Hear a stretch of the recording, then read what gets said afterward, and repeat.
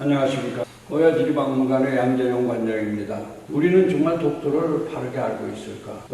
우리가 흔히 표현하고 있는 독도는 우리 땅이라는 말은 우리끼리는 우리 땅이 맞습니다. 일본도 우리 땅이라는 말을 해요. 그러면 독도에 대한 사정을 모르는 외국 사람들은 뭐라고 하냐면 둘이 공평하게 나눠가면 되지 싸울 일이 아니지 않느냐 이런 식으로 얘기할 거예요. 근데 독도는 애초부터 한국의 영토였어요. 독도가 처음 변화되는 섬이 아니에요. 그리고 독도는 애초부터 한국의 영토였고 독도의 주인은 한국입니다. 우리가 주인이라면 주인다운 태도로 왜 독도를 뺏어가? 나는 이렇게 정확히 얘기를 해야 돼요. 그러니까 결과적으로 독도는 일본이 침략한 섬이고 우리는 빼앗긴 섬이었고 또 앞으로 뺏으려고 하는 섬이에요. 외국 사람한테 슬로건은 한국 땅 독도를 일본은 또 뺏지 마라. 과거에도 뺏었는데 또 뺏지 마라. 이래서 침략한다는 사실을 전 세계에 알려야 됩니다. 그리고 일본이 침략자라는 사실을 분명하게 짚어줘야 돼요. 우리가 흔히 잘 틀리는 것 중에 이런 게 있어요. 이 사진 멋있죠? 이 사진도 얼마나 멋있어요. 이것을 포스터로 만들어서 이건 영어 지금 잘 만들었다고 생각이 듭니까? 잘 만들었다고 생각이 드는 사람은 관심이 없었던 거예요. 서도와 동도가 있습니다. 근데 동쪽 끝은 동도예요. 지금 이 도시 동도인데 동도가 이쪽에 있어야 되지 않아요? 이 섬이 서도잖아요. 이 섬이 동도가 이쪽에 있어야 우리나라 동쪽 끝이죠. 이 사진 굉장히 멋있죠. 그런데 이 섬이 이쪽에 있어야죠. 이렇게 우리는 아주 쉬운 부분에서 동도와 서도를 구분하지 못해요. 동쪽 끝은 동도다. 이것을 분명히 우리는 알아야 됩니다. 그래서 이 사진들이 주인이라고 한다면 적어도 어떻게 생긴 모습인가는 정확하게 찍어야 되지 않느냐, 사진에. 그런데 우리는 이런 게 아무 관심도 없어요. 우리는 매스컴이나 홍보단체, 이런 독도 관련 단체에서 이런 사진을 찍으면서 정치 사진처럼 생각을 해요. 아니에요. 독도는 말합니다. 한국의 영토예요.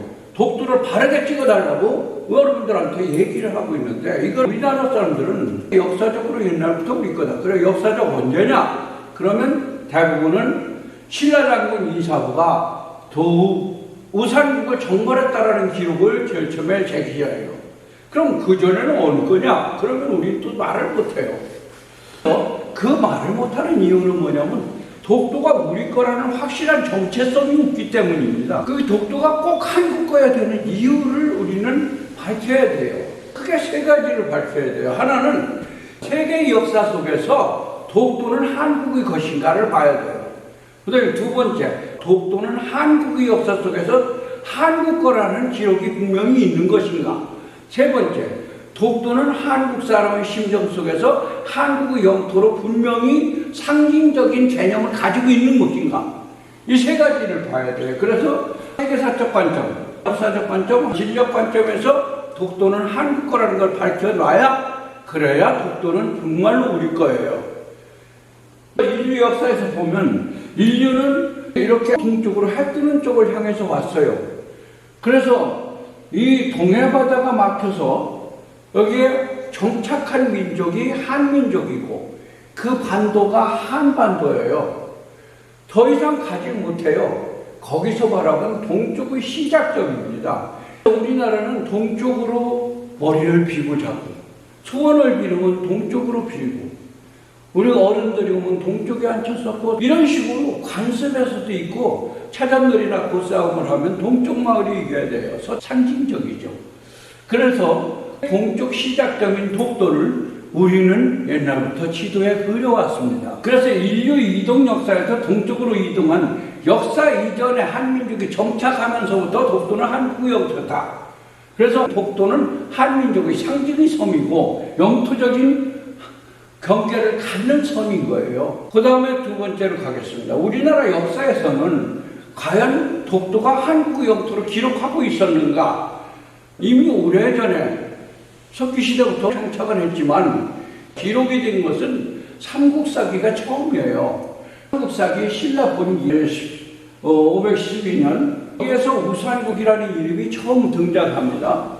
임진 13년 하슬라주의 군주인 이사구가 우산국의 병합하는 것을 도모했다. 여기에 살고 있는 그 무지한 그 사람들이 공포에 질려서 항복을 해옴으로써 우산국을 정벌했다. 이것이 우산국의 첫 기록입니다. 우산국을 울릉도라고 생각을 많이 해요. 세종실록 지리지를 보면은 이런 말이었어요.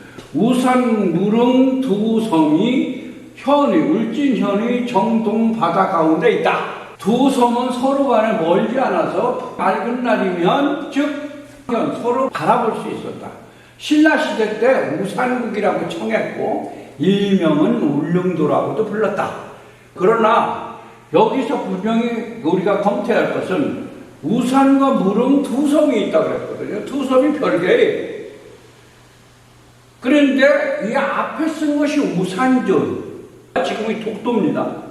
무릉도는 지금 울릉도예요. 그러면 여기서 형이 어느 쪽이에요? 이게 형이죠. 우산도가. 이게 주섬이죠. 우산국이라는 명칭은 우산도에서 따온 이름입니까? 무릉도에서 따온 이름이에요. 어느 섬에서 따왔을까요? 우산도에서 따온 이름입니다. 그러니까 우산국의 주섬은 우산도예요. 한국 속에는 우산도와 무릉도가 있는데 우산과 독도와 울릉도가 있는데 그 주섬이 우산도라는 얘기죠. 그러니까 이 섬이 큽니까? 아니에요. 작아요. 독도. 그리고 이 섬이 사람 살았어요? 안 살았어요. 그런데 어떻게 주섬일까요? 우리나라 동쪽 시작점이기 때문에 이 섬의 이름을 따서 우산국이라고 했던 거예요. 우산국의 명칭은 우산도에서 따온 겁니다. 독도와 울릉도를 포함하는 상위적 개념으로서 우산국이라는 표현을 따다 쓴 거죠. 그러니까 우산국의 지명은 우산도, 독도에서 따온 한국의 동쪽 영토적 경계를 의미하는 거예요. 그래서 한국령 독도가 영토적 경계를 포함하는 한국 영토라는 정당성이 여기서 나오는 겁니다. 이런 개념으로 보면 경상북도, 울릉군 독도리 명칭은 경상북도, 독도군, 울릉 독도리가 들어가는 이런 식이 되어야만 될 거다. 이런 계층의 필요성까지도 느끼게 됩니다. 감히 제안을 합니다. 이번에는 지리에서는 어떻게 되냐? 지리에서는 이것을 지도에 그렸어요. 우리나라 고전은 독도의 영토적 상징성을 담고 있습니다. 이 섬이 크기 때문에 그리는 것도 아니고 이 섬에 사람이 많이 살아서 그리는 것도 아닌데 우리나라 지도는 꼭 그렸습니다. 한번 볼까요? 자, 이거는 동남도입니다. 우리나라는 섬이 약 3,450여 개가 된다고. 근데 여기 그려진 섬은 10개가 채 안 됩니다. 섬 중에서 단 10개를 그리는데 독도가 그 속에 들어갈 만큼 큽니까? 아니에요. 사람이 그렇게 살았습니까? 전혀 안 살았어요. 그런데 여기 우산국이 표현되죠. 여기 울릉도가 표현됩니다.